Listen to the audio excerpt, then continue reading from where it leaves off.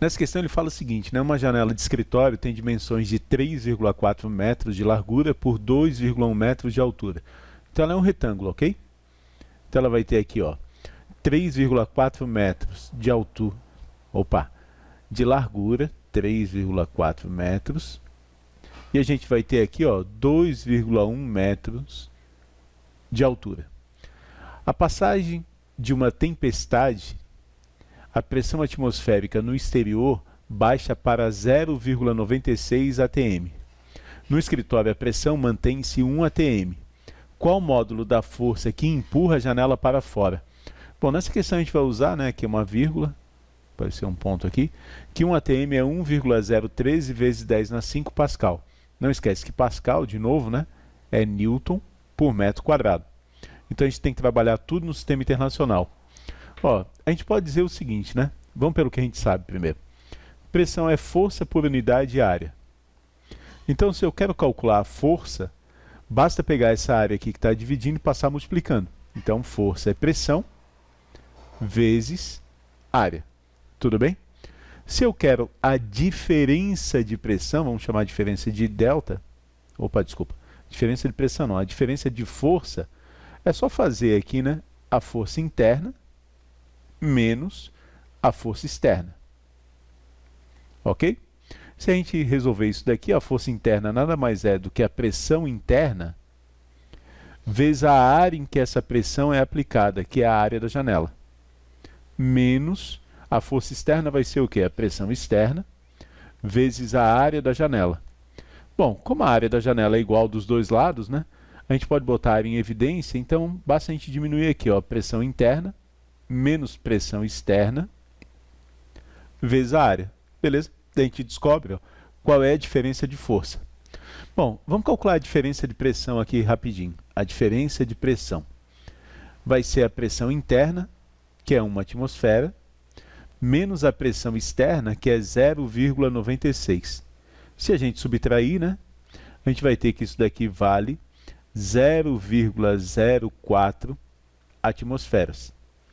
Daí não esquece o seguinte, a gente tem que multiplicar isso por 1,013 vezes 10 na 5.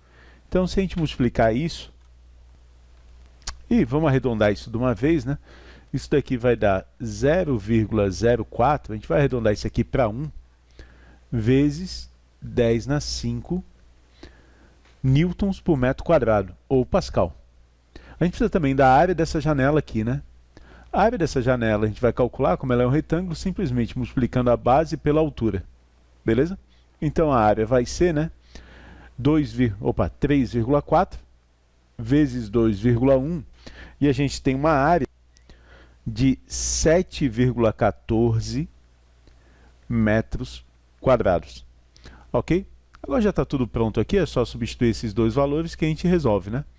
Se eu quero calcular a diferença de força, eu vou ter aqui o seguinte, ó. A diferença de força vai ser igual.